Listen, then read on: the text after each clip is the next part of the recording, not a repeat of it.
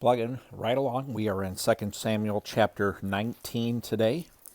David's kingdom restored. It was reported to Joab, the king is weeping. He's mourning over Absalom. The day's victory was turned into mourning for all the troops, because on that day the troops heard the king is grieving over his son. So they returned to the city quietly that day, like troops come in when they are humiliated after fleeing in battle. But the king covered his face and cried loudly, "My son Absalom! Absalom, my son, my son!" Then Joab went into the house to the king and said, "Today you have shamed all your soldiers, those who saved your life as well as your sons, your wives, and your concubines, by loving your enemies and hating those who love you. Today you've made it clear that the commanders and soldiers mean nothing to you. In fact, today I know that if Absalom were alive and all of us were dead, it would be fine with you. Now get up, go out and encourage your soldiers, for I swear by the Lord that if you don't go out, not a man will remain with you tonight. This will be worse for you than all the trouble that has come to you from your youth until now." So the king got up and sat in the city gate, and all the people were told, "Look, the king is sitting in the city gate." And they all came into the king's presence. Meanwhile, each Israelite had fled to his tent. People throughout all the tribes of Israel were arguing among themselves, saying, "The king rescued us from the grasp of our enemies, and he saved us from the grasp of the Philistines, but now he has fled from the land because of Absalom. But Absalom, the man we anointed over us, has died in battle. So why do you say nothing about restoring the king?" King David sent word to the priests Zadok and Abiathar, "Say to the elders of Judah, why should you be the last to restore the king to his palace? The talk of all Israel has reached the king at his house. You are my brothers, my flesh and blood, so why should you be the last to restore the king? And tell Amasa, aren't you my flesh and blood? May God punish me and do so severely if you don't become commander of my army from now on instead of Joab." So he won over all the men of Judah, and they unanimously sent word to the king, "Come back, you and all your servants." Then the king returned. When he arrived at the Jordan, Judah came to Gilgal to meet the king and escort him across the Jordan. Shimei, son of Gera, the Benjamite from Bahurim, hurried down with the men of Judah to meet King David.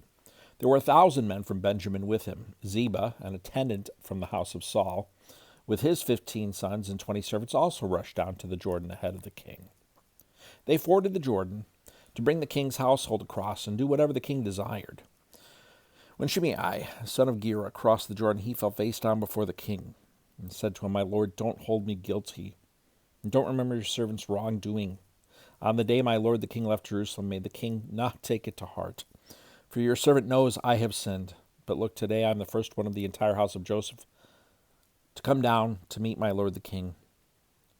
Abishai, son of Zeruiah, asked, "Shouldn't Shimei be put to death for this, because he cursed the Lord's anointed?" David answered, "Sons of Zeruiah, do we agree on anything? Have you become my adversary today? Should any man be killed in Israel today? Am I not aware that today I'm king over Israel?" So the king said to Shimei, "You shall not die." Then the king gave him his oath. Mephibosheth, Saul's grandson, also went down to meet the king.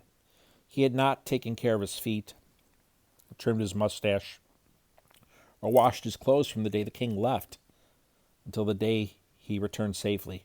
When he came from Jerusalem to meet the king asked him, "Mephibosheth, why didn't you come with me?" "My lord the king," he replied, "my servant Ziba betrayed me. Actually, your servant said, 'I'll saddle the donkey for myself, so that I may ride it and go with the king. For your servant is lame. Ziba slandered your servant to my lord the king. But my lord the king is like the angel of God, so do whatever you think best.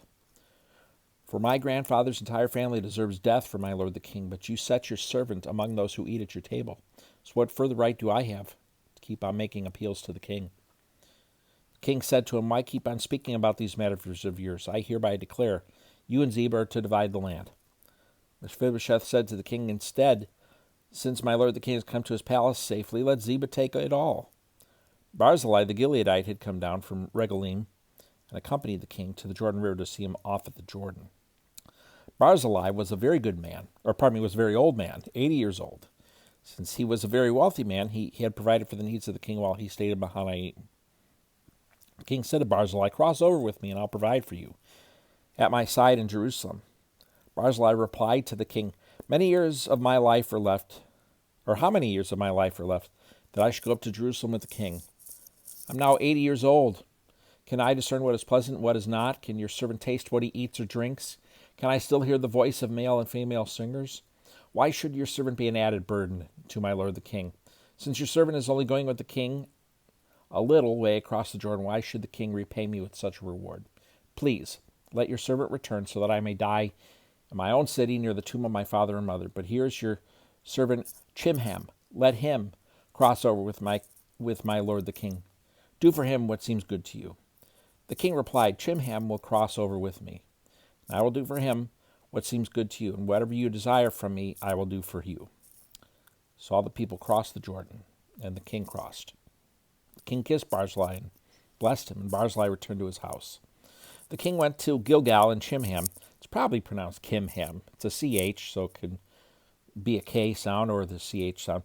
The king went on to Gilgal, and Kimham, we'll say it that way, went with him. All the troops of Judah and half of Israel escorted the king.